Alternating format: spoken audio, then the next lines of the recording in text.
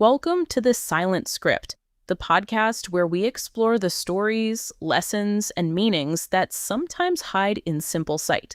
Today, we're examining what happens when you stop looking at something and actually start seeing it.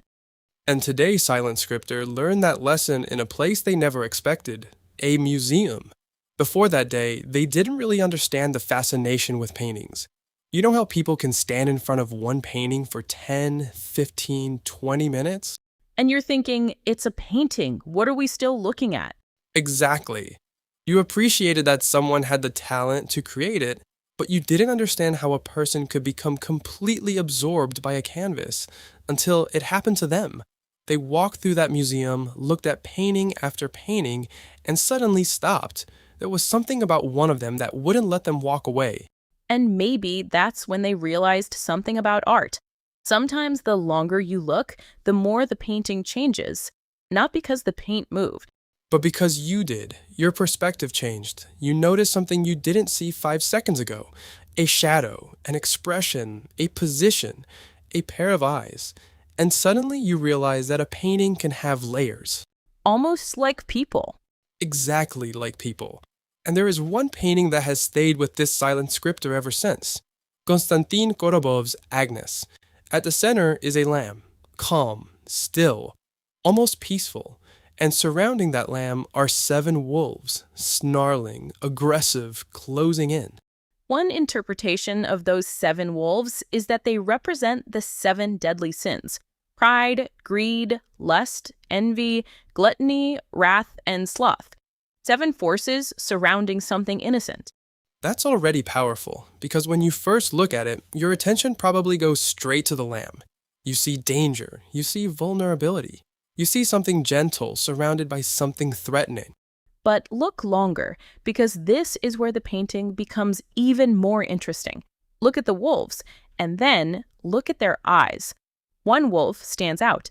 Its gaze doesn't seem to follow the same pattern as the others.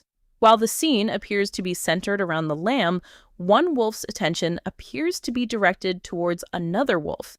And that tiny detail changes the conversation. One published interpretation of the painting notices this same distinction. The wolf's eyes are fixed on another member of the pack, rather than simply on the lamb. See, that's the part that gets me, because the mouth can participate in one thing, while the eyes reveal something completely different. Exactly. And we've heard the saying our entire lives: the eyes don't lie. Someone can smile at you while their eyes reveal resentment. Someone can say, "I'm happy for you," while their eyes tell another story. Someone can stand with a crowd while their eyes reveal that their heart isn't really with the crowd. And sometimes a person can appear to be participating simply because everyone around them is doing it.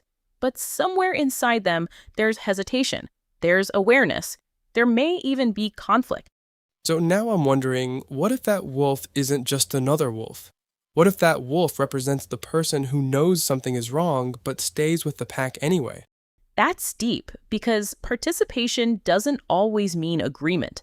Sometimes people follow environments, they follow groups, they follow expectations. They become what the room requires them to become. But the eyes may reveal the part of them that hasn't completely surrendered. And that's why details matter. If you only look at the teeth, you see aggression. If you only look at the wolves, you see danger. If you only look at the lamb, you see innocence. But when you study the eyes, suddenly you begin asking a different question. What is happening inside each individual? And isn't that what we fail to do with people? We look at the whole picture and assume we understand every person standing in it. Exactly. We see someone in a certain crowd and assume they're like everybody else. We see a reaction and assume we know the motive. We see someone's behavior and decide we understand their heart.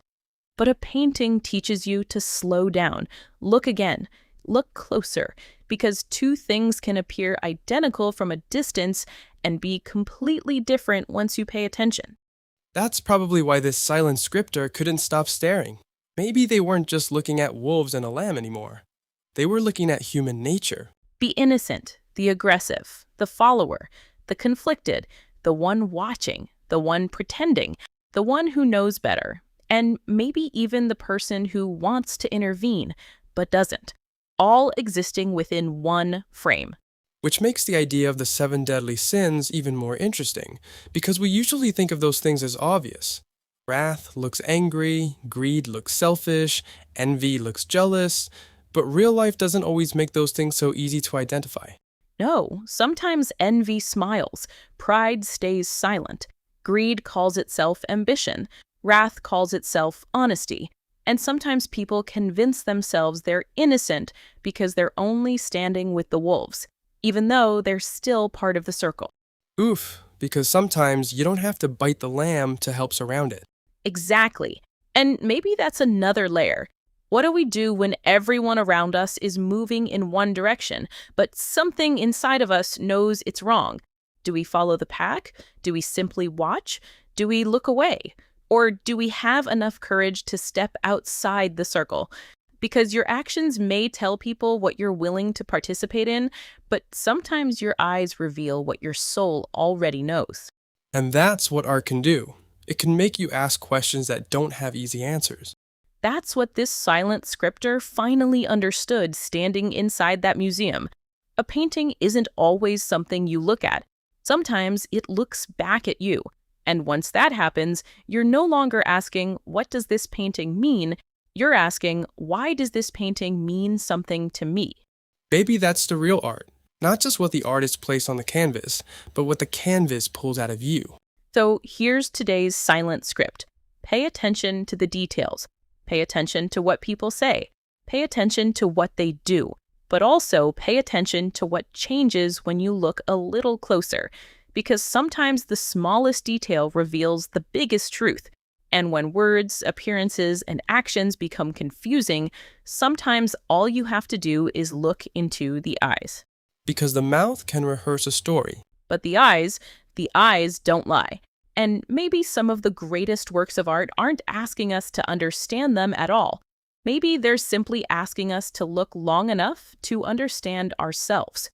Welcome to the silent script, where sometimes the story isn't spoken. You just have to learn how to see it.